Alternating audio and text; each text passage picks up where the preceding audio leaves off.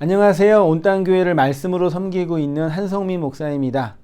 온땅교회 유튜브 채널을 시청해 주셔서 감사합니다. 설교를 들으신 후에 좋아요와 구독을 꼭 눌러주시면 감사드리겠습니다. 온땅교회 말씀 사역에 큰 도움이 됩니다. 오늘도 말씀 안에서 평안하시고 즐거운 하루 되시길 바랍니다. 감사합니다. 구독과 좋아요를 꾹꾹 눌러주세요. 감사합니다. 아버지, 우리에게 베풀어 주신 하나님의 크고 무한하신 감추어진 진리의 말씀들을 성령 안에서 깨닫고 십자가를 통해서 발견케 하시고 나눔을 통해서 선포케 하시니 감사합니다.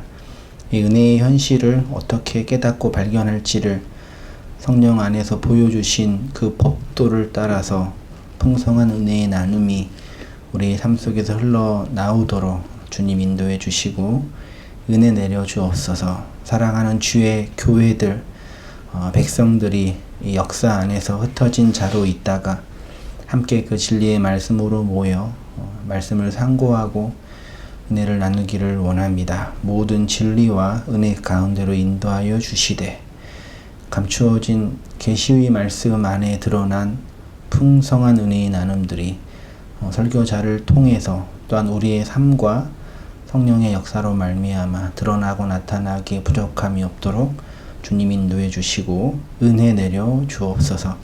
묵시의 영광이 역사 안에서 어떻게 펼쳐지는지를 보게 하시고 제 가운데 거한 하나님의 은혜들, 아까 고통을 통해서 말씀하시는 주님의 능력들을 발견하고 그로 말미암아 주를 찬송하는 우리의 모든 삶이 되어지도록 주님 인도하여 주옵소서. 모든 시간 주님께 의탁드리며 살아계신 예수님의 이름으로 간절히 기도하옵나이다. 아멘. 네, 함께 나눌 우리 하나님 아버지의 말씀은요. 본문의 전반적인 내용은 욥기 38장부터 40장까지 정도가 되겠고요.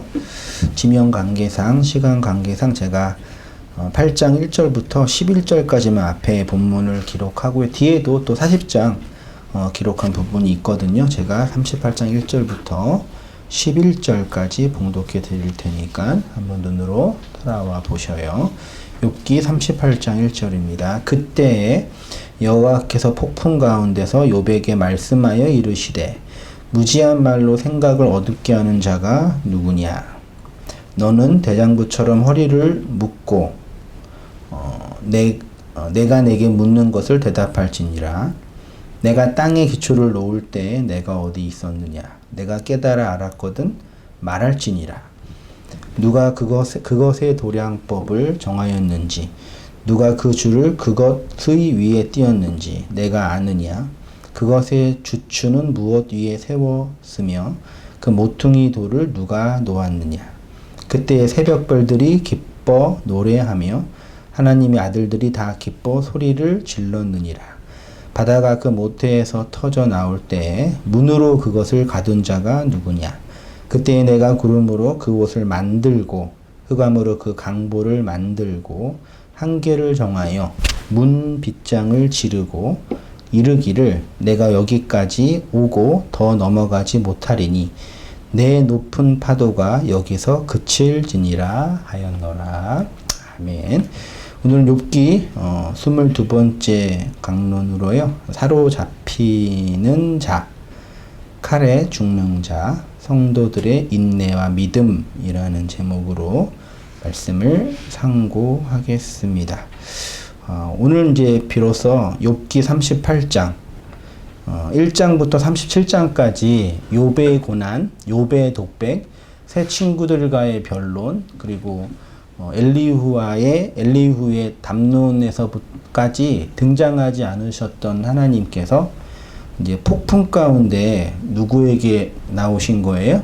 욥에게 나타나셔서 이제 말씀을 쭉 하시는데 모든 걸 다 알고 계시는 하나님의 입장에서 말씀을 하시는 거고 고통받고 고난받는 욥을 인간적으로 위로하거나 치료하는 차원이 아니라 그 창조주의 하나님이면서 이 역사를 움직이고 관여하시는 하나님의 모습으로 계속 등장하고 있다라는 게 중요한 내용이라고 여겨집니다.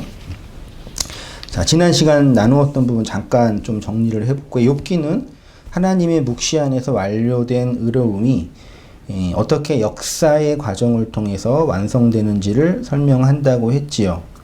서론과 결론, 앞부분과 뒷부분, 인클루지오 기법에서 앞부분과 뒷부분에 욥에게 완료된 하나님의 구원이 있었죠. 앞장에서는 하나님이 욥을 의로운 자, 디카이오스, 믿음이 있는 자, 피스토스인 자라고 선언을 하셨고, 가운데 욥은 역사 속에서 그렇지 못한 모습으로 새 친구들, 고난 속에서 새 친구들과 변론을 하고, 그리고 욥 자신이 자신의 고난으로 말미암아 회의하고 낭망하고 좌절하는 모습들이 나타나고 있는 거죠. 그러니까 자, 묵시의 관점에서 욥은 의인이었죠.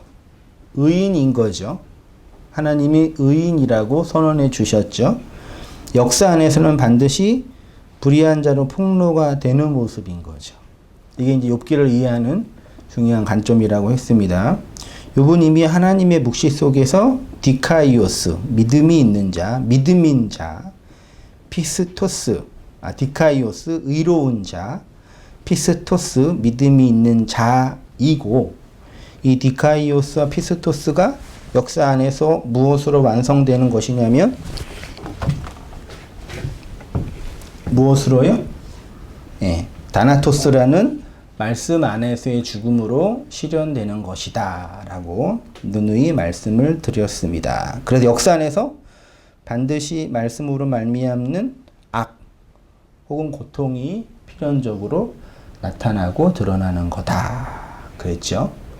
자, 욥의 고난은 이렇게 완료된 묵시가 미완료된 역사의 과정 안에서 필연적으로 따르게 되는 과정이지요.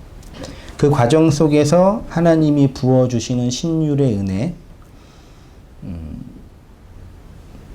은혜가 부어지고, 그로 말미암아 인간의 역사는 반드시 죄와 악으로 폭로되는 것이라고 했습니다.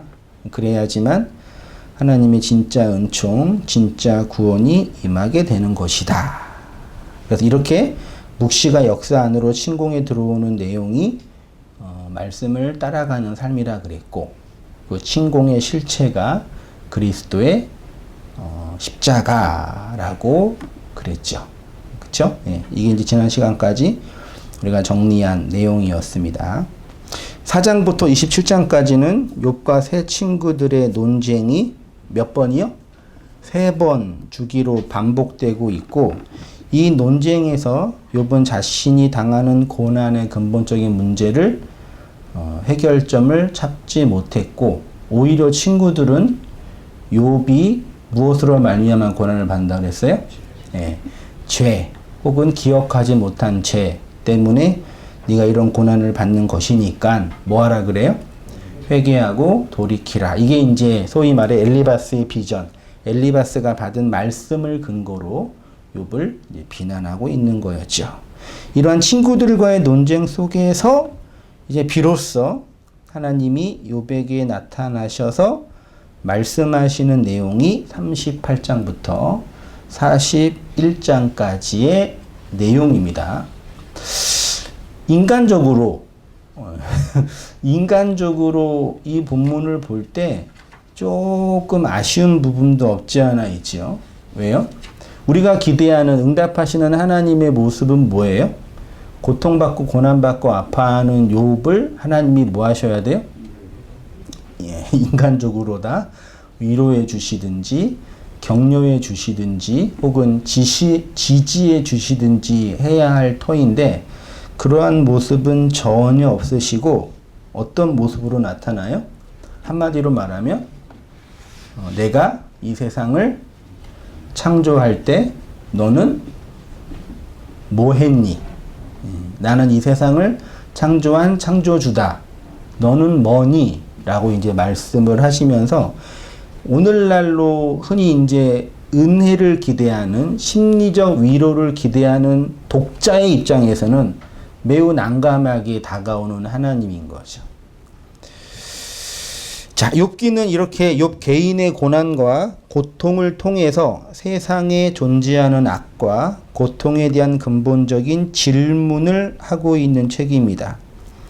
욥에게 있어서 계속되는 질문은 하나님은 공의로우신 분이신데 나는 왜 이 고통 속에서 아파해야 하냐라는 것이었고, 그 속에서 욥은 하나님의 공의, 정의에 대한 회의를 품게 되고 깊은 절망 속에 빠지게 되었지요.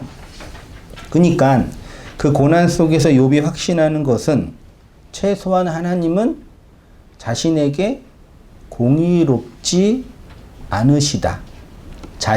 나를 정당하게 대하지 않으시는 분이다 라는 것이었죠. 그러면서 욥은 하나님이 창조한 이 세상이 혼돈 속에 있고 신앙에 대한 회의에 빠지게 됐어요. 그런 그가 제일 먼저 한 행동이 뭐예요? 고백한 거. 기도한 거라 그러면 좀 그렇고, 한 게 뭐예요? 자신의 생일을 저주. 그게 욥기 3장에 기록되어 있어요. 제가 몇 가지만 발췌했던 부분이니까 한번 보세요. 3장 1절 이하여. 그 후에 욥이 입을 열어 자기의 생일을 저주하니라. 욥이 입을 열어 이르되 내가 난 밤이 멸망하였더라면, 사내 아이를 베었다 하던 그 밤도 그러하였더라면, 그 날이 캄캄하였더라면, 하나님이 위에서 돌보지 않으셨더라면, 빛도 그 날을 비추지 않았더라면, 어찌하여 내가 태에서 죽어 나오지 아니하였던가? 어찌하여 내 어머니가 해산할 때에 내가 숨지지 아니하였던가? 내가 두려워하는 그것이 내게 임하고 내가 무서워하는 그것이 내 몸에 미쳤구나. 나에게는 평온도 없고 안일도 없고 휴식도 없고 다만 불안만 있구나. 이렇게 개인적으로 자신의 생을 저주하는데, 이 개인적인 부분이죠. 더 나아가 뭐에 대한 의심을 가져요? 하나님의 공의, 소위 말해 오늘날 이게 이제 그 신정론에 대한 문제이죠. 다루었던 부분이니까 정리를 하면, 우리가 생각하기에 소위 말해 신앙이 없는 사람이 생각하기에, 일반 범민들이 생각하기에 하나님은 어떤 분이셔야 돼요? 정의롭고 공의롭고 혹은 인자하시고 혹은 사랑이 많으신 분이라고 상정하지요. 그렇죠? 그 왜 이렇게 모든 인간들이 부르는 찬송이나 복음성가는 하나님을 어떤 분으로 찬송하고 고백해요? 하나님은 너를 사랑하는 자.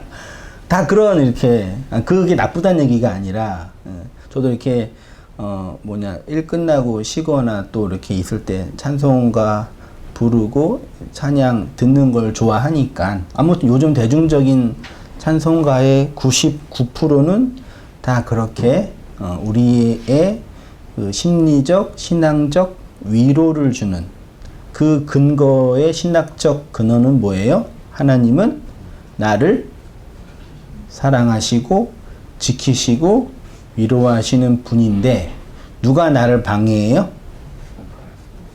사탄이라고는 많이 안 하고, 뭐 이 세상, 이 세상의 다른 사람들, 이렇게 이제 담론을 만들어서 우리를 위로하는 거죠. 들을 때 뭐 그냥 전 적응하고 듣는데, 한편으로는 그런 질문을 하는 거죠. 가끔 하나님은 나를 사랑하지 않는 것처럼 느껴질 때가 있는데, 이런 거죠. 그게 이제 욥이 가지고 있었던, 소위 말해 오늘날 똑같아요. 공의로우신 하나님이 어떻게 내 인생에 이렇게 뭐예요? 불의하시냐. 공의로우신 하나님인데 나는 왜 이렇게 고난과 고통 속에 있느냐. 이게 소위 말해 근본적으로 신정론에 대한 회의예요. 이게 되게 잘못된 신학적 정립이죠. 그렇죠? 그걸 계속 우리가 지금 깨고 정리하고 있는 거예요. 그 대표적인 신정론에 대한 회의가 욥기 9장 이하에 있는데요. 몇 가지만 제가 발췌했습니다. 욥기 9장 5절이에요. 그가 진노하심으로 산을 무너뜨리시며 옮기실지라도 산이 깨닫지 못하며 그가 땅을 그 자리에서 움직이시니 그 기둥들이 흔들리도다. 그가 해를 명하여 뜨지 못하게 하시며 별들을 가두시도다. 그가 홀로 하늘을 펴시며 바다 물결을 밟으시며 하나님의 창조한 세상이 역창조로 깨트려지고 있는, 즉 공의로우신 하나님의 세상이 불의로 드러나고 있는 모습을 계속 표현하고 있는 거예요. 하나님은 진노 가운데 산을 무너뜨리시고 땅의 기둥을 흔드신다고 하면서 욥은 땅의 기초가 흔들린다고 해요. 그러나 하나님은 이 자연세계가 혼돈 속에 있는 것이 아니라고 하시는 내용이 38장 이하에 쭉 한번 읽어보세요. 제가 발췌는 잘 못했지만 조금 시편과 비슷한데 이 창조 세계를 하나님이 질서와 하나님의 관여 속에서 시종일관 붙드시고 계신다라는 그런 논조로 쭉 진행되고 있습니다. 그러면서 이제 뭐 땅의 기초, 바다의 경계, 밤과 아침의 순환, 별의 위치 등등등 이렇게 이제 창조주의 하나님을 이제 이렇게 얘기해요. 됐죠? 오늘 이제 집중적으로 다루어야 할 게 뭐냐면 그렇게 고통과 고난 속에서 아파하는 욥에게 창조주로서의 하나님, 이 세상을 당신의 섭리와 계시로 지키고 보호하시는 하나님으로, 자연 질서를 지키시는 하나님으로 보여주셔요. 근데 그걸로는 욥이 지금 당하고 있는 이 고난에 대한 불평등이 해결돼야 안 돼요? 안 되죠. 되게 중요한 지점이 이제 나와요. 그 이후에 이제 어떤 부분을 다루시냐면 제가 대표를 쓴 것이 베헤못과 리오야단이라는 단어를 사용하여, 이 베헤못과 리오야단은 어떤 느낌인지 아시죠? 베헤못은 단어적으로 뜻이 뭐예요? 뜻이 짐승. 리오야단은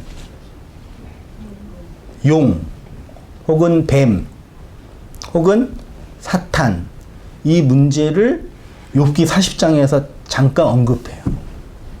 그래서 이걸 뭐랑 연결해야 되냐면 다니엘서와 계시록이랑 연결해서 봐요. 그래서 저도 욥기가 그냥 신학교에서 들을 때나 책을 볼 때 욥기는 성경 전체에 어디에 포함된다 그래요? 문학적으로? 시가서라 그러잖아요.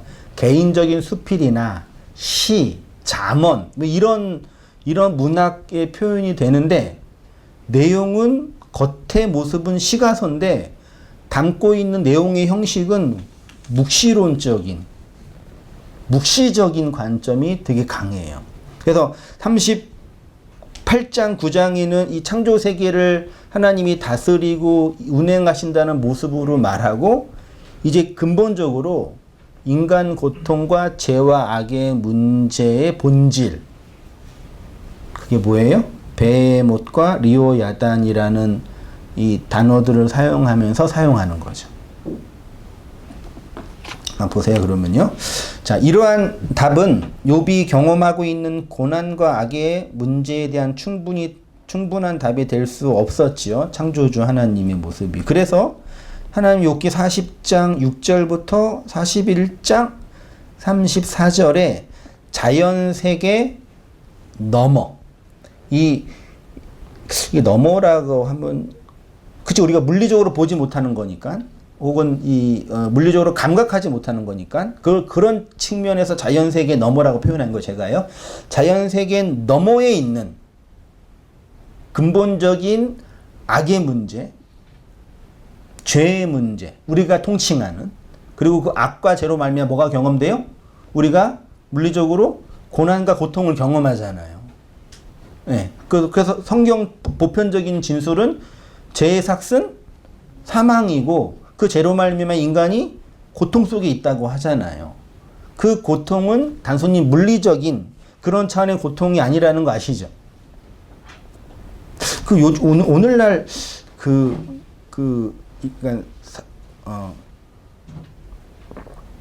20대 미혼율 몇 프로인지 아세요? 20대 중에 결혼 안 한 전체 대한민국 20대 중에 결혼 안 한 사람이 몇 프로예요? 95%예요. 그러니까 20대는 95%는 결혼을 안 했어요. 30대는 30대도 60%가 넘는 걸로 제가 알고 있어요. 그러니까 30대 39살도 3분의 2 이상은 결혼을 안 했어요. 근데 그게 뭐 결혼은 개인의 선택의 문제니까 뭐 옳고 그름의 문제가 아니라 그 이유가 뭐냐라고 할 때 이제 오늘날 결혼을 선택을 안 한 이유가 내가 뭐 더 좋은 거를 위해서 결혼을 안 하겠다가 아니라 뭐예요? 결혼을 그냥 포기하는 거죠. 왜냐하면 결혼에 드는 비용이 너무 많다고 생각하기 때문이에요. 저는 거기에 대해서 되게 질문을 많이 하거든요. 정말 그럴까? 그래서 어떤 거냐면 사람들이 자기가 행복해지기 위해서 자기가 원하는 욕망을 뭐 하려고 그래요? 줄이는 거예요. 포기하는 거예요. 그러면 뭐 할 수 있다고 생각하는 거예요? 행복할 수 있다고 생각하는 거죠. 점점점 그래서 기회비용이라 그럴까요? 젊은이들이 이 세상에 우리나라에 살면서 그런 자기가 원하는 욕망들 하나하나 이렇게 버려서 포기한다. 그게 심리적으로 볼 때는 인간이 행복하기 위해서는 욕망을 뭐 해야 돼요? 충족해야 되고, 충족이 안 되면 뭐 하면 돼요? 욕망을 뭐 하면 돼요? 제어하면 돼요. 그러니까 욕망을 줄이면 되죠. 내가 기대하는 욕망을 줄이면 그것으로 말하면 행복해질 수 있으니까 그런 심리가 발동되는 거죠. 이 말씀을 왜 드리냐면 인간이 당하는 물리적인 고난은 그런 물리적인 차원에서 말하는 거예요. 근데 지금 욥이나 성경이 우리에게 말하고 싶은 그 고통과 고난은 우리의 이 세포나 우리의 이 물질, 이 피부, 이 느낌이 당하는 고난이 아닌 거예요. 그걸 설명하고 싶은 게 아니란 말이에요. 그 말씀을 드리려고 하는 거예요. 그래서 그 문제의 근원에 이 죄와 악의 실체로서 사용되는 내용으로서 베헤못과 리오야단이 있는데 한번 보세요. 욥기 40장 6절 이하요. 그때 여호와께서 폭풍 가운데서 욥에게 일러 두 번째 말씀하시는 겁니다. 말씀하시되 너는 대장부처럼 허리를 묶고 내가 내게 묻겠으니 너는 대답할지니라. 내가 공의를 부인하려느냐? 내 의를 세우려고 나를 악하다 하겠느냐? 내가 하나님처럼 능력이 있느냐? 하나님처럼 천둥소리를 내겠느냐? 너는 위엄과 존귀로 단장하여 영광과 영화를 입을지니라. 너의 넘치는 도를 비우고 교만한 자를 발견하여 모든 교만한 자를 발견하여 낮아지게 하며 악인을 그들의 처소에서 짓밟을지니라. 그들을 함께 진토에 묻고 그들의 얼굴을 싸서 은밀한 곳에 둘지니라. 그리하여 내 오른손이 너를 구원할 수 있다고 내가 인정하리라. 15절 이제 소같이 풀을 먹는 베헤못을 볼지어다. 뭘 보래요? 베헤. 여러분 혹시 이전 성경에 이 베헤못을 뭘로 번역하는지 아셔요? 성경 많이 읽으신 우리 권사님 장로님 이전 성경에 이 베헤못을 원래 베헤못 자체가 히브리어거든요. 이전 성경에는 하마로 번역을 했어요. 근데 하마로 번역을 안 하고 짐승으로도 번역을 안 하고 그냥 뭘로 번역했다고요? 되게 독특한 번역 방식이에요. 이 번역자들의 고민이 있는 거예요. 어떤 측면이에요? 번역할 단어가 없는 거예요. 하마로 번역해도 안 될 것 같고 공룡으로 번역해도 안 될 것 같고 짐승도 아닌 것 같아요. 그럼 어떻게 해요? 에이 모르겠다 그냥 원문 그대로 써 그거예요. 그게 되게 중요한 거예요. 그러니까요. 별로 안 닿은 단어인데요. 베헤못을 뭘 보래요? 베헤못을 볼지어다. 단어적인 의미는 그냥 짐승이에요. 혹은 뭐 야수라고도 하는데 짐승을 봐라. 하나님이 욥에게 뭘 보래요? 뭐 하마를 보라. 뭐 그 악어를 보라가 아니라 베헤못을 봐라 그래요. 되게 시사하는 바가 커요. 우리에게 뭘 보래요? 베헤못을 봐. 창조의 질서, 창조의 원리를 다 말했는데도 수긍되지 않는 욥에게 뭘 보래요? 베헤못을 보라고 그러는 거예요. 무슨 의미가 있겠어요? 내가 너를 지은 것 같이 그것도 지었느니라. 그것의 힘은 허리에 있고 그 뚝심은 배의 힘줄에 있고 그것이 꼬리치는 것은 백항목을 흔들리는 것. 그래서 이제 공룡이라고도 한 거예요. 그 넓적다리 힘줄은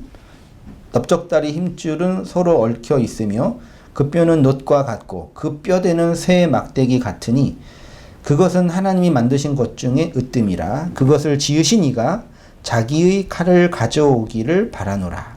모든 들 짐승들이 뛰노는 산은 그것을 위하여 먹이를 내느니라.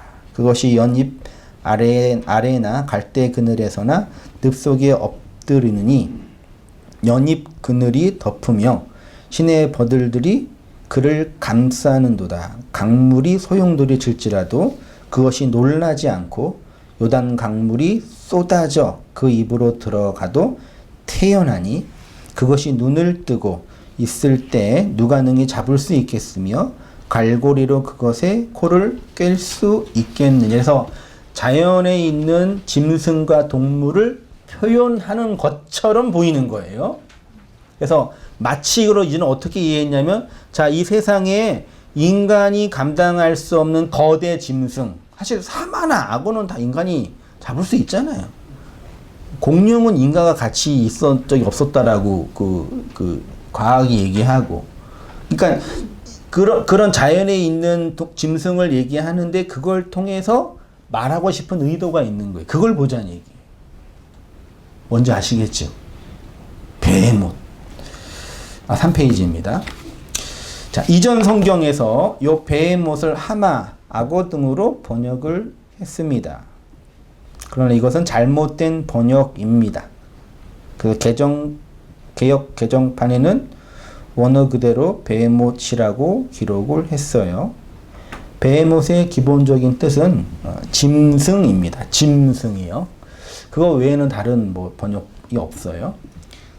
그냥 단순한 짐승이 아니라 인간을 압도하는 강력한 힘이 있는 짐승. 그래서 40장 24절에서는 인간이 잡을 수 없는 강력한 힘, 19절에서는 하나님만 심판할 수 있는 존재를 베헤못이라고 했어요. 고대 문헌을 보면은, 포로기 이후의 문헌을 보면은 요 베헤못을 신화적 괴물 등등으로 표현을 했다고 합니다.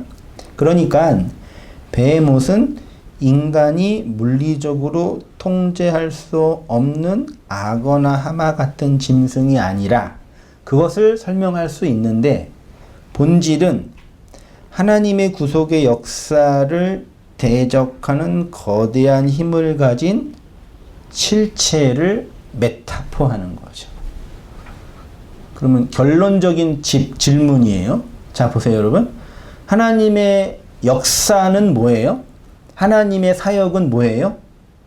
이 땅에 하나님의 나라를 실현하는 거죠. 실현시키시는 거죠. 더 근본적으로 묵시 속에서 완성된 하나님의 나라를 두루마리를 펼쳐서 역사 안에서 실현시키고 다시 감아서 완성시키는 거죠. 근데 이 역사 안에서 그 하나님의 나라를 대적하는, 거역하는, 방해하는 가장 강력한 세력은 뭐예요? 그거예요. 그게 뭔지 정확히 아시면 되는 거예요. 그건 학습하고 배우는 문제가 아니에요. 이 세상에 하나님의 나라를, 이 나라가 뭔지 다 아시죠, 이제요? 교회의 성장과 교회의 부흥이 아니라 이 역사 안에 실현되는 하나님의 나라를 가장 강력하게 대적하는 그 세력. 이슬람 교회예요? 과학 문명이에요? 어떤 정치 세력이에요? 유엔 정부예요? 그걸 이제 누구라고요? 우상이요?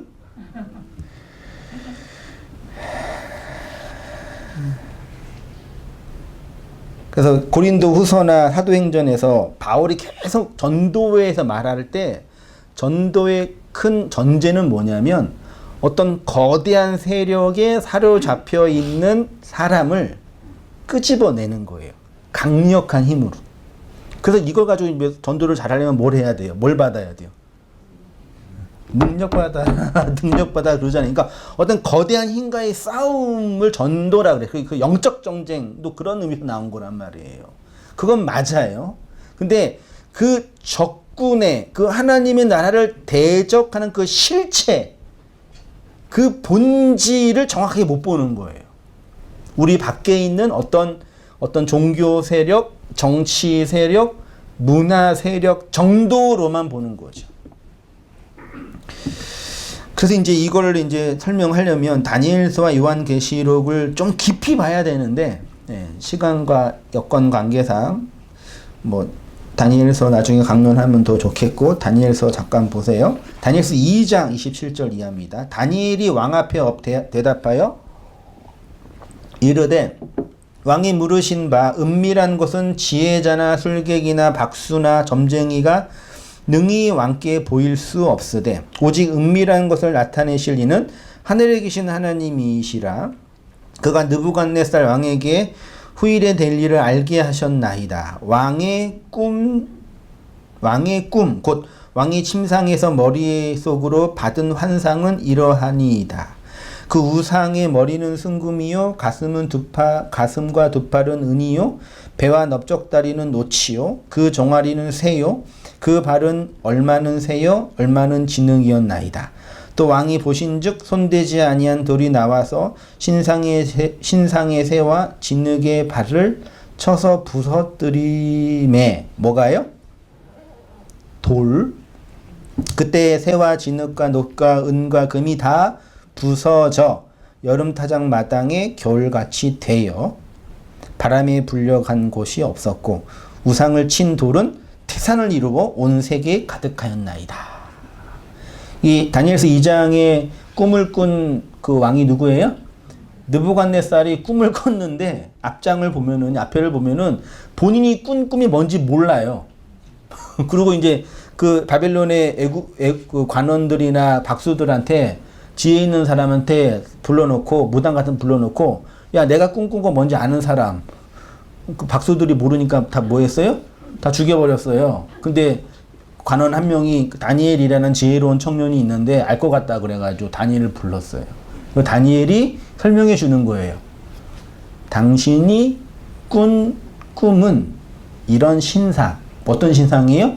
머리는 금, 가슴과 팔은 은, 배에 넓적다리는 놋, 종아리는 새, 발은 새와 진흙. 그림 그려지죠? 큰 상. 고대 시대 때 상은 다 우상이에요. 그 큰 신상을 느부갓네살 왕이 꾼 거예요. 근데 느부갓네살은 본인이 꾸고 있는 그 꿈의 실체를 몰랐단 말이에요. 이게 되게 중요해요. 다니엘이 지혜로운 하나님의 자녀잖아요. 지혜를 얘기하잖아요. 근데 이 세상 사람들은 본인이 살고 있는 이 세상이 뭐라는 걸 몰라요? 꿈이라는 걸 몰라요. 꿈을 꾸고 있는데 꿈의 실체가 어떤 건지 몰라요. 지혜로운 다니엘, 예수님을 상징하죠. 오셔서 너희들이 꾸고 있는 그 꿈의 실체는 이러이러한 거야 말하는 거예요. 근데 느부갓네살이 꾼 꿈은 그 신상이죠. 머리, 가슴, 배, 넓적다리는 큰 신상인데 위에 뭐가 있어요?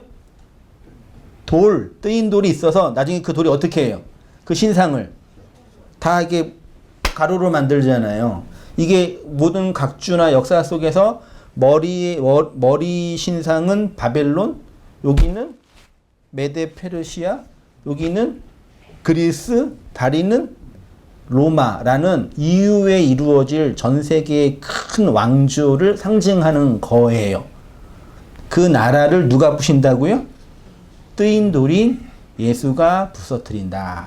이게 이제 다니엘의 이 본문에 대한 역사적 해석이에요. 그건 맞아요. 그것에만 머물지 말고 역사적 해석에만 머물지 말고 그거를 이제 제 표현으로는 내면적 해석이라 그럴까요? 네, 결론으로 얘기할게요. 이 세상의 거대한 신상은 결국은 뭐예요? 이 세상이라는 나라는 이 세상, 내가 이 세상이잖아요. 내가 우주고, 내가 무적행이고, 나라는 이 세상의 거대한 우상은 뭐예요? 나 자신이잖아요. 그거를 누가 부신다고요? 뜨인 돌이. 근데 그게 뭔지도 몰라요, 우리는요.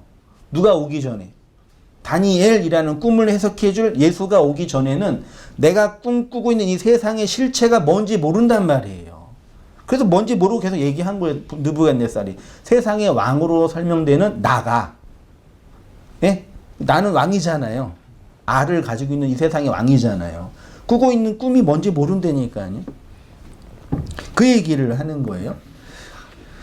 느부갓네살이 꾼 꿈의 내용에 대해서 다니엘이 설명하는 내용입니다. 얘기했던 거죠. 머리는 순금, 가슴과 두 팔은 은, 배에 넓적다리는 놋, 종아리는 새, 발은 새와 진흙으로 만들어진 큰 신상을 꿈에서 봤대요. 꿈의 내용이 요게 연결되는 게 다니엘서 7장까지 연결돼요. 7장은 제가 각주로 넣었거든요. 7장 제가 읽어드릴게요. 각주 7번에 다니엘이 진술하여 이르되 내가 밤에 환상을 보았는데 하늘에 네 바람이 네 바다를 몰려 불더니 큰 짐승이 넷이 바다에서 나왔는데 어디에서요? 바다에서. 이게 왜 중요하냐면 계시록에 가면은 짐승이 어디서 나와요? 바다에서 나와요. 그 모양이 각각 다르대요.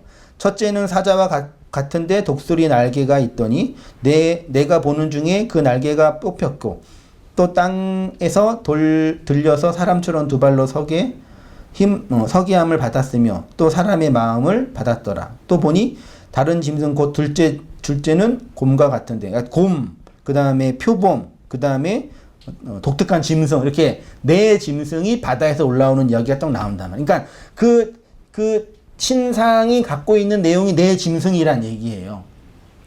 그게 이제 사자, 곰, 표범, 이상하게 생긴 짐승으로 표현돼요. 이는 느부갓네살 이후에 세상 나라를 다스리는 이 왕국을 상징하는데 바벨론, 페르시아, 그리스, 로마를 역사적으로 설명하는 거예요. 그리고 그 나라들은 모두 이 세상의 왕으로 살고 있는 누구예요? 우리 자신이에요. 이 세상 모든 자아를 가지고 있는 이 세상의 왕들이에요. 계시록에 가면 이 세상의 나라가 결국 하나님의 나라에서 완전히 무너지게 되죠. 그래서 무슨 나라가 무너져요? 바벨론. 그러니까 이 바벨론은 고대 시대 때 바벨론이 아니라 계시록에서 하나님의 나라, 교회를 대적하는 강력한 세상 왕국을 뭘로 상징했다고요? 바벨론이에요. 그 바벨론은 이런 나라로 표현된 거고 궁극적으로는 이 천년 왕국을 살고 있는 나라는 자아 안에 세워지는 나의 왕국으로서의 그 바벨론을 무너뜨리시는 거예요. 그게 계시록의 이야기란 말이에요. 그 이야기가 성경 맨 처음의 책인 욥기에 욥의 개인적인 고난이라는 형식을 빌어서 그의 독백과 역사를 통해서 설명하고 있는 거예요. 그러니까 욥기가 사실은 겉으로 볼 때는 개인적인 고백이지만 내용으로는 우리 안에 실현되고 있는 묵시에서 완성된 하나님의 나라가 역사 속에 실현되고 있는 이 실제의 하나님의 나라를 그림처럼 표현하고 있는 거죠. 자, 배의 못은 이렇게 하나님의 나라를 대적하는 강력한 세상의 왕을 상징하죠. 이 배의 못을 표현한 우상과 짐승은 하나님의 나라를 대적하는 거대한 왕국을 표현하는 거죠.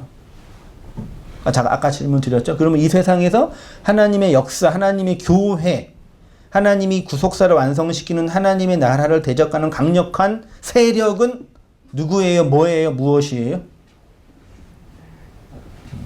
누구예요? 그렇죠. 누구라고요? 그거예요. 너예요. 옆 사람한테 축복해도 너야.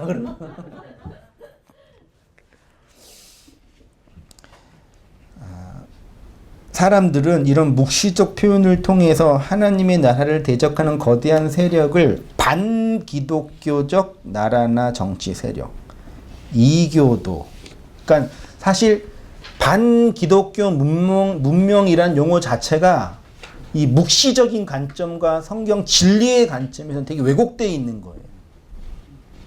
그러니까 기독교를 반한다 할 때의 그 기독교는 이미 진리 밖에 있는 기독교일 가능성이 많아요. 그러니까 우리 문명사적으로 정치 세력으로 표현하는 거지. 그러니까 오늘날 이 복음의 문제는 이 진리의 영역을 정치 세력으로 이렇게 통일화하려는 거예요. 세력화. 그래서 내 세력과 반대에 있는 쟤네들은 반기독교라고 말하는 거죠. 이 지점에서 큰 오류가 생긴 거예요. 그래 놓고 내가 하나님의 나라를 거역하는 그 신상이고 베헤못이고 바벨론 왕궁이라는 걸 전혀 인지하지 못해요. 그래 놓고 고난과 고통 속에 있는 나를 위로해 주시는 하나님만 냈다 참는 거예요. 오늘날 교회에서 말하는 일반 사람들이 말하는 하나님의 은혜 실체가 뭐예요? 실체. 이 피부나 생물학적인 이 육체가 느끼는 감정, 세포의 전달, 심리적 위로를 뭐라 그런다고요? 은혜라고. 여러분 한월산 기도원 아세요? 아주 유명한 기도원이죠. 강난 금식 기도원, 오살리 금식 기도원. 왜 다 기도원은 금식을 이렇게 말하는지 모르겠는데 요즘에는 그런데 사람들이 많이 안 가잖아요. 그래서 거기도 이제 생존해야 되니까 나름대로 이제 생존 전략을 짜서 그 모임을 이제 실황으로 유튜브에 올리고 이제 하죠. 저도 이제 그래도 왕년에 죄송합니다. 왕년에 받은 은혜의 가닥이 있어가지고 그런 찬송가 듣고 통성기도 하고 그러면 되게 그 뭐라 그럴까요? 추억이 샘솟는다 그래야 되나? 그 저의 청년은 뭐 나이트 뭐 놀 이런 거 없었어요. 오직 저는 교회, 기도원, 신학, 성경 뭐 이것뿐이 없어서 진짜예요. 그래서 가끔 이렇게 혼자 일 끝나고 적적하게 있을 때 갈 데가 없어요, 저는요. 그 듣는데 그 찬송가 부르는 사람이나 회장 목사님이 하나님의 은혜를 얘기하는 다 그거예요. 이 우리가 정서적으로, 감정적으로, 물리적으로, 생물학적으로 느끼는 위로, 심리적인 어떤 은혜. 뭐 즐거운 일이 있을 때 도파민이 나오고 이런 좋은 호르몬이 나와서 우리 행복해주는 그런 은혜. 그거를 그냥 은혜라고 정의해버려요. 그러니까 내가 하나님의 나라를 대적하는 거대한 베헤못이라는 그 실체에 맞닥뜨릴 가능성이 점점점 없어지는 거죠. 그래서 그 진리의 본질에 이를 수 있겠지만 이를 가능성이 점점 희박해지는 거죠. 그 나의 무적행과 베헤못되는 그 본질을 직면하지 못하니까.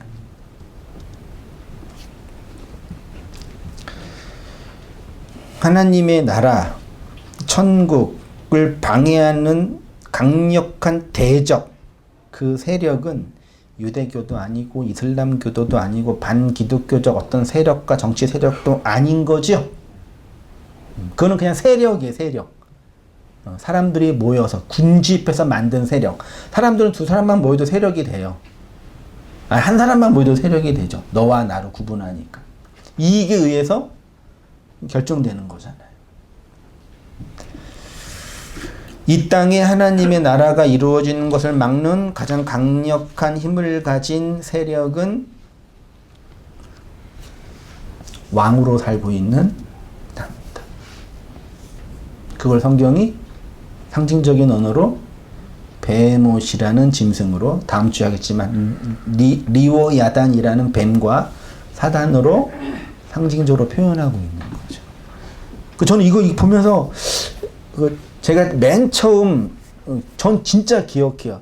처음 회심하고 은혜 받아가지고 너무 마음이 간절하고 목말라가지고 성경을 공부했거든요. 혼자서. 누가 성경 안 가르쳐 주잖아요. 근데 그때 그 당시에 정말 그 서점에서 성경 공부로 유명했던 성경 신학자 한 명이 어빙쟁생이라는 미국의 부디 신학교 교수님이 집필한 성경 공부 기납적 성경 연구 방법론 책이 있었어요. 별로 읽혀지지도 않는 책인데 그걸 생명의 말씀에서 사가지고 혼자 도서관 가서 공부를 했어요. 혼자서. 근데 처음 공부한 책이 다니엘서예요. 이 다니엘서를 보면서 내가 그동안 보고 이해했던 이거와 다른 차원의 영역이 이 성경에 있다라는 걸 이제 본 거죠. 그러니까 그때부터 이제 뭐 성경도 공부하고 신학에 대한 고민도 생겨 막 고민했던 거죠. 근데 그때는 그냥 세상의 왕국, 하나님의 나라를 대적한 어떤 거대한 뭐 페르시아 왕국 이 정도였는데 묵시 복음과 진리에 이르는 과정에 이르니까 그 실체가 점점 선명하게 내 안에서 우리 안에서 드러나고 나타나는 거죠. 그러니까 지난주에 나누었던 아브라함이 창세기 12장에서 뭘 따라갔어요? 여호와의 말씀을 따라 갔다 그랬잖아요. 그 간 게 어떤 물리적 세상이 아니라 내 안에 베헤마로 왕으로 살고 있는 나를 공격하고 무너뜨리는 하나님의 말씀으로 따라갔다라는 그 표현을 그렇게 한 거죠. 그렇게 해석을 해야죠.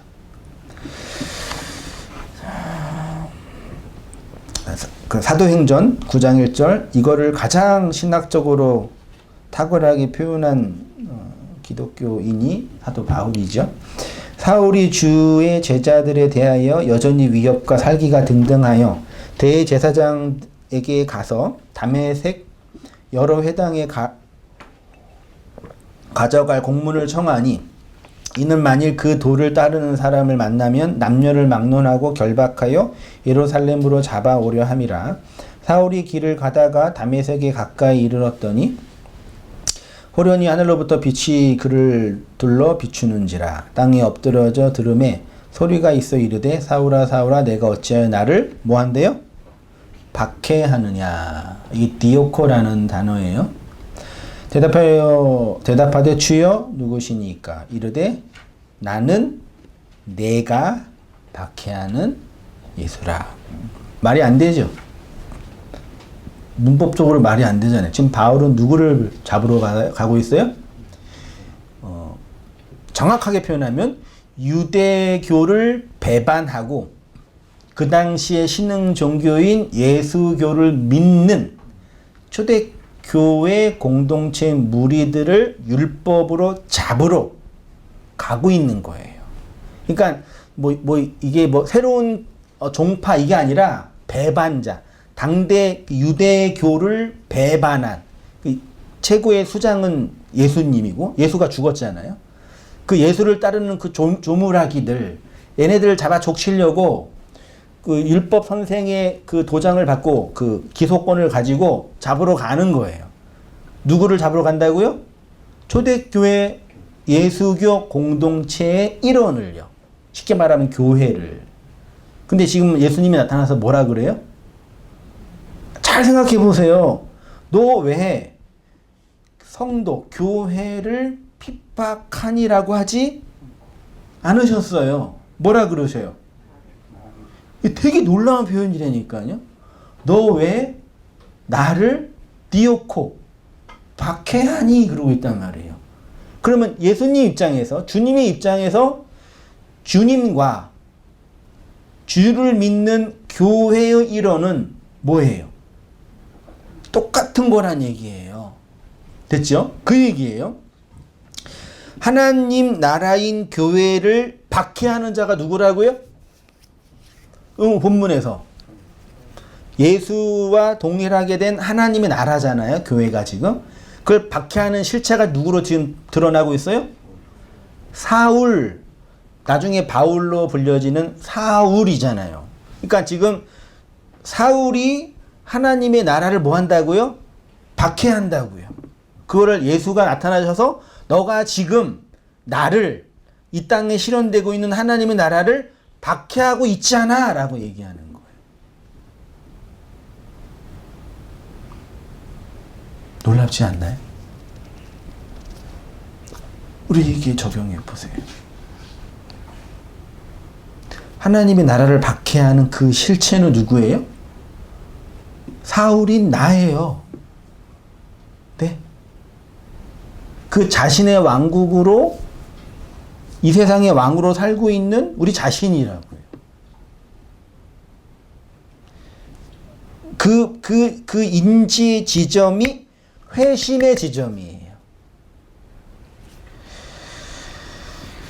사울이라고 하지요. 사울과 바울의 관계를 잘 아시지요. 사울은 바울의 옛자이겠죠. 한 개인의 자아는 왕국이죠. 이것이 우리에게 설명하는 바가 큽니다. 그래서 갈라디아에서는 이렇게 표현합니다. 내 손으로 너희에게 이렇게 큰 글자로 쓴 것을 보라. 무릇 육체의 모양을 내려 하는 자들이 억지로 너희에게 할례를 받게 하려 함은 그들이 그리스도의 십자가로 말미암아 박해를 면하려 함뿐이라. 초대교회 성도 공동체 안에 다시 할례를 받아야 된다는, 율법으로 회개해야 한다는 율법주의가 성장했나 봐요.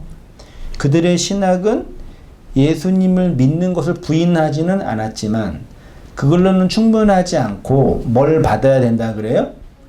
할례를 받아야 된다고 다시 주장하는 거예요. 근데 바울의 입장에서는 그들이 할례를 요구하는, 할례를 받아야 하는 이유가 뭐냐면 어떻게 표현해요? 십자가로 말미암아 뭐요? 디오코, 박해를 안 받으려고. 그럼 잘 들어보세요. 여기서 십자가로 말미암는 박해를 피하려고 할례를 받았다는 얘기는 겉으로 볼 때는 그 당시 유대교가 예수교를 박해하니까 다시 할례, 남성 몸에 할례의 흔적을 받으면 그 박해에서 면할 수 있다라는 것처럼 들리잖아요. 이게 말이 돼요?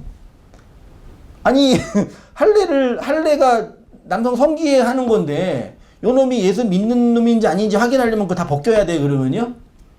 그랬나? 그랬을까요? 그런 얘기가 아니란 말이에요. 당시 신율법주의 안에 있는 얘기는 그리스도의 십자가가 우리를 뭐 한다고요? 박해한다고요. 그리스도의 스타우로스가 우리의 이 왕국을 뭐 한다고요? 공격하고 들어온다고요. 그거를 면해야 되겠다라는 얘기를 하는 거예요. 누가요? 이 신율법주의자들이요. 13절 할례를 받은 그들이라도 스스로 율법을 지키지 아니하고 너희에게 할례를 받게 하려 하는 것은 그들이 너희의 육체로 자랑하려 함이라. 그러나 내게는 우리 주 예수 그리스도의 십자가 외에는 결코 자랑할 것이 없으니 그리스도로 말미암아 세상이 나를 대하여 십자가에 못 박히고 내가 또한 세상을 대하여 그러하리라. 17절 이후로는 누구든지 나를 괴롭게 하지 말라. 내가 내 몸에 예수의 뭐요? 스티그마. 이게 무슨 흔적이에요? 그리스도의 십자가로 말미암아 내 역사, 이 현실 역사 안에 경험되는 하나님 나라, 내 왕국이 무너진 그 내용을 스티그마라고 표현하는 거예요. 단순히 물리적으로 몸에 나는 흉터나 고매한 인격이 아니라요.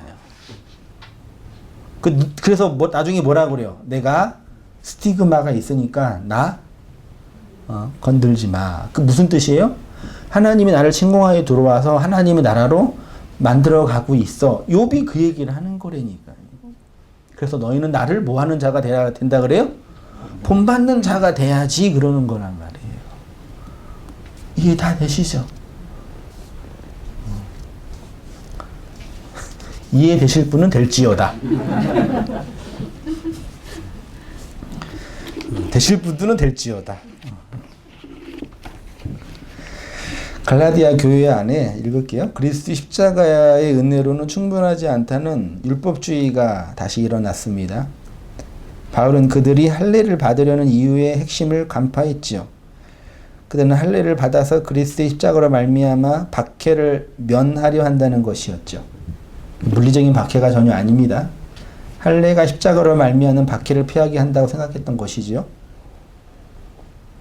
성경이 말하는 박해의 본질은 예수 믿는 것 때문에 당하는 고난이나 순교 이런 거.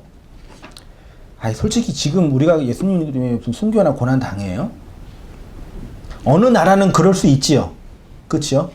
그 진리라는 건 어느 나라에만 통용되면 안 되는 거잖아요. 지금 이 문명 한국 사회에서 무슨 예수 믿는 것 때문에 고난을 받아요. 그래서 목사들이 어떻게 해석해요?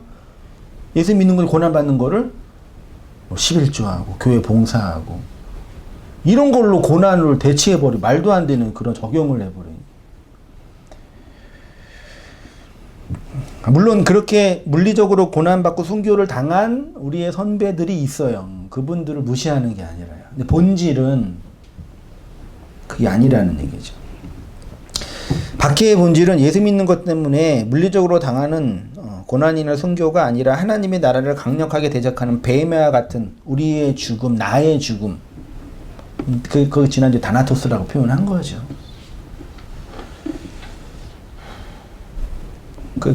욥이 그 해결될 수 없고 설명될 수 없는 고난과 고통 속에서 진짜 죽어야 할 다나토스를 발견한 거죠. 이해되시나요?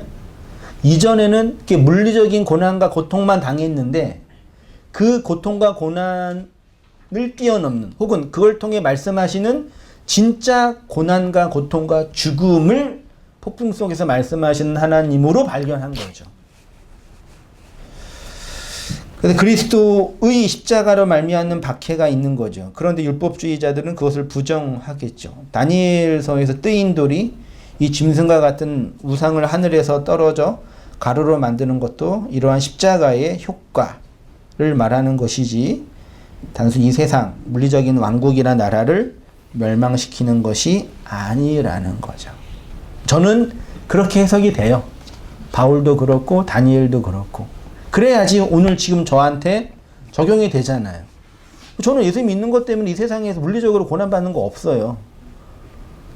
처음 직장 다닐 때 그런 그 교육을 받아가지고 예수 믿는 사람 술 마시면 안 된다고. 그래서 회식 때 술 주면은 저 술 안 마셔 그랬거든요. 그래서 속으로 뭐래서 이건 예수 믿는 것 때문에 당하는 고난이라 그랬거든요. 진짜요.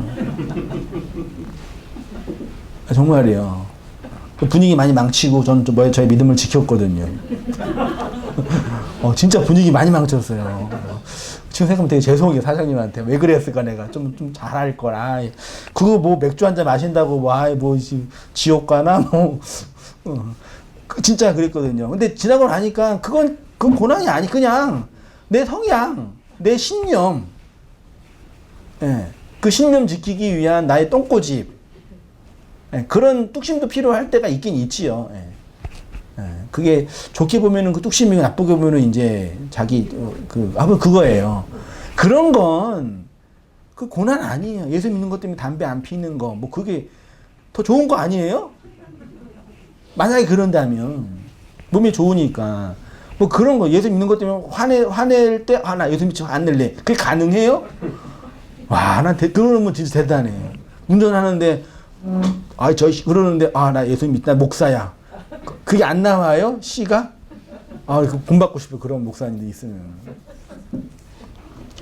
그런 말도 안 되는 이상적인 그런 윤리 규범 만들어 놓고 그거를 예수 믿는 것 때문에 당하는 마땅한 고난 정도로 헤아려 버리니까. 그 속으로 내가 그때 진짜 죄송스럽다. 그래서 그래서 그 회사 퇴사할 때 우리 부장님이랑 그 직원들한테 십자가를 경험하라 책 선물로 주고 나왔어요.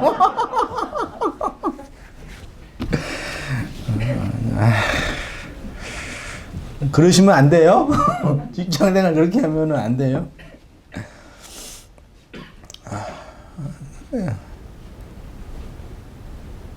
그런 게 너무 많아. 너무 진짜 말도 안 되게 많은 것 같아요. 그 제사 그 기독교인은 제사상에 절하면 안 된다고 교육 받았잖아요. 예, 그래서 그 집안에 큰 장남이 예수님 믿으면 제사 이제 없어 이제 추도 예배 드리고, 그러면 동생은 아주 각별한 불교 신자인데 그 형한테 제사상 좀 만든다 그러면 안 돼, 그건 우상이야 그러고 이렇게 파하고.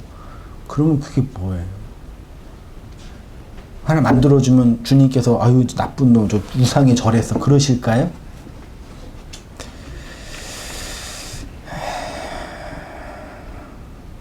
종이 한 장 차이인 것 같아요. 나와 너의 차이가. 자, 계시록 13장 보세요. 내가 보니 바다에서 한 뭐가 나와요? 네, 짐승. 이게 베마예요. 히브리어로 가면 나오는데 그 짐승이 뿔이 10이요 머리가 7이라. 그 뿔에는 10 왕관이 있고 그 머리들에는 신성 모독하는 이름들이 있더라. 그 바다에서 이거를 이제 내면적으로 우리의 무적행이라는 이 죄와 악이 가득한 우리의 나의 심연의 바다에서 뭐가 올라와요? 짐승이 머리를 두고 슈 올라와. 그 천년왕국에서 표현되는 거라니까. 그러니까 이거를 다 전천년주의자들, 후천년주의자들이 다 내 밖에 있는 물리적 세상, 정치 세력으로 연결해 버려서 적용을 하는 거예요. 특히 이제 세대주의자들 중심으로. 근데 다시 읽어보니까 한글로 번역된 거만 읽어보니까 그 계시록은 묵시적인 관점이고 상징적인 표현이니까 그 우리 안에 이 10뿔 달린 이 세상 왕국으로서의 나의 아가 복음이 들어올 때 폭로돼서 들어가는 거잖아요. 드러나는 거잖아요. 2절 내가 본 짐승은 표범과 비슷하고 그 발은 곰의 발과 같고 다니엘서의 그거 똑같아요. 그 입은 사자의 입과 같은데 누가 나와요? 용이 드라콘이에요. 나중에 사탄과 연결돼요. 자기의 능력과 보좌와 큰 권세를 그에게 주었더라. 그의 머리 하나가 상하여 죽게 되었던 것 같더니 그 죽게 되었던 상처가 나음에 온 땅이 놀랍게 여겨 짐승을 따르고 4절 용이 짐승에게 권세를 주므로 용에게 경배하며 짐승에게 경배하여 이르되 누가 이 짐승과 같으냐 누가 능히 이와 더불어 싸우리요 하더라. 또 짐승이 과장되고 신성 모독을 말하는 입을 받고 또 42달 동안 일할 권세를 받으니 1260일이죠. 한때 두때 반때 이 역사 천년왕국 심리 역사예요. 6절 짐승이 입을 벌려 하나님을 향하여 비방하되 그 이름과 그의 장막 곧 하늘에 사는 사자들을 비방하더라. 또 권세를 받아 성도들과 싸워 이기게 되고 각 족속과 백성과 방언과 나라를 다스리는 권세를 받으니 죽임을 당한 어린 양의 생명책에 창세 이후로 이름이 기록되지 못하고 그 땅에 사는 자들은 다 그 짐승에게 경배하리라. 9절 누구든지 귀가 있거든 들을지어다. 10절 사로잡힐 자는 사로잡혀 갈 것이요 칼에 죽을 자는 마땅히 칼에 죽을 것이니 성도들의 인내와 믿음이 여기 있느니라. 보세요. 이 짐승에게 능력과 보좌와 권세를 부여한 자가 용입니다. 용은 사탄 리오야단이에요. 이들이 악의 세력으로서 고난과 고통의 근원이라는 거지요. 그들이 하나님을 대적하고 42달 동안 즉 천년왕국의 시간 동안 성도들을 박해한대요. 그래서 성도는 이들의 박해 속에서 칼에 죽고 그 죽음 속에서 인내와 믿음이 있다고 해요. 본문은 나머지는 차치하고 10절 다시 보세요. 10절을 의역을 하면 사로잡혀 가고 칼에 죽을 것이다. 누가요? 성도가요. 그래놓고 뭐라 그래? 이것이 성도들의 인내와 믿음이다. 뭐가요? 믿음을 지키고 짐승에게 절하지 않고 그게 성도들의 믿음이래. 본문 문맥상 칼에 죽이고 사로잡혀 가는 것이 뭐에? 성도들의 인내이고 믿음이래요.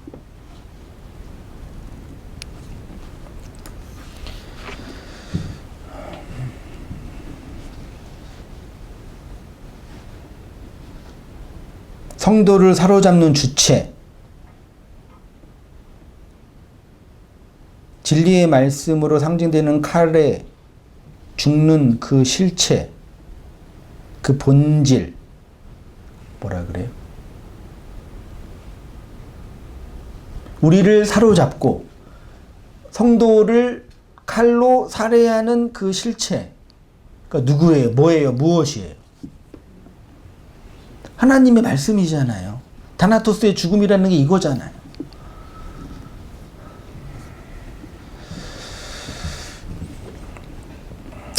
그런 세상의 나라가 느부갓네살이 꿈속에서 보았던 거대 우상이고 짐승이었죠.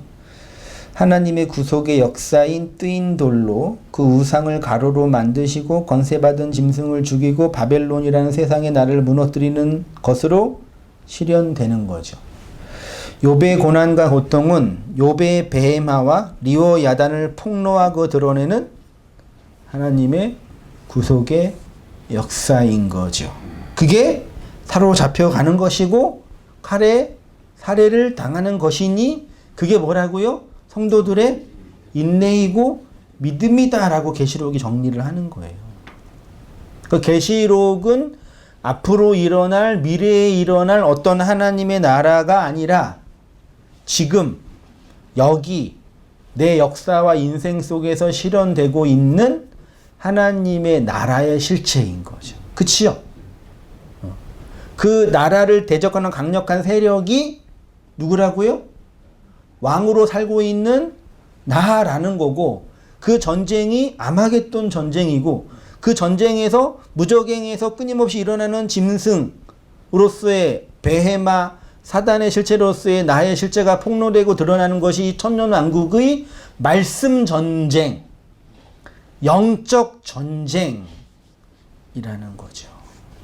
그게 교회의 천년왕국의 실체라는 얘기죠. 그러니까 이 계시록의 이 천년왕국의 내용을 그림처럼 피부에 와닿게 잘 설명한 책이 뭐라는 얘기예요? 욥기예요, 욥기. 그렇게 연결이 돼요. 그걸 해석한 게 다니엘이고.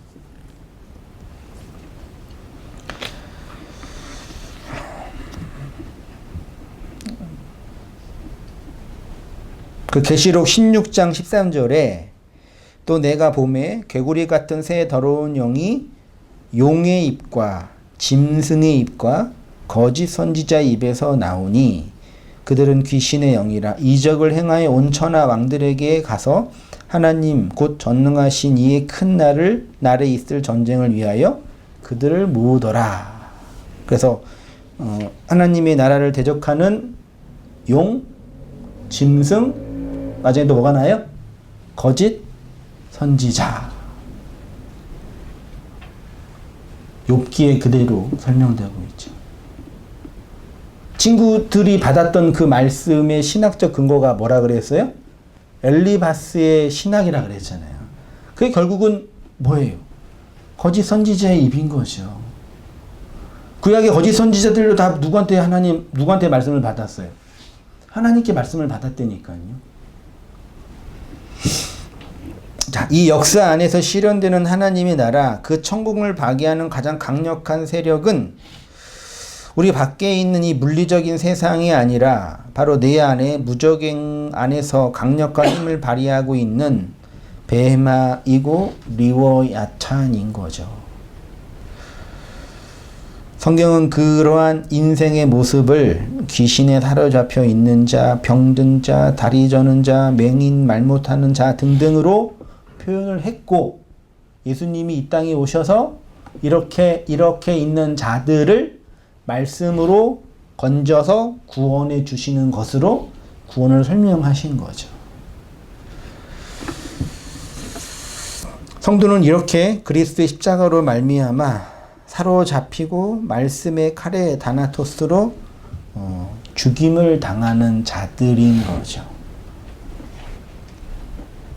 그 나중에 계시록에 이제 목배임을 당한 자들, 순교자의 모습이 나오는 거죠. 그러니까 계시록에는 순교자가 늘 나오잖아요. 그 순교자는 물리적으로 이 세상에서 어떤 정치와 힘에 의해서 살해당하는 게 아니라 말씀에 의해서 자기 머리가 베이고 그리스도의 머리에 붙여지는 교회됨의 모습인 거죠. 그래서 단어적으로 볼 때는 모든 성도들은 진짜 순교자인 거죠. 그 죽음의 내용을 성경이 증언하고 우리의 역사가 설명하고 있으니 성령 안에서 그 내용을 따라 살아가는 게 성도의 인내이고 믿음의 내용이다. 계시록의 결론이고 다니엘서의 결론이고 욥기의 결론이고 아니 모든 성경의 결론인 거죠. 성도는 이렇게 그리스도의 십자가로 말미암아 사로잡히고 말씀의 칼에 다나토스로 죽는 자들입니다. 여기에 교회의 인내와 믿음의 내용이 있으니 이 은혜 안에서 살아가시는 모든 성도님 되시기를 주님의 이름으로 축원드립니다. 기도하겠습니다. 하나님 아버지, 우리의 삶과 삶의 내용이 하나님의 그 말씀의 실제적인 역사, 일하심의 내용들을 깨닫고 발견하게 하시는 교보제인 것을, 삶의 내용인 것을 또 발견하고 깨닫게 됩니다.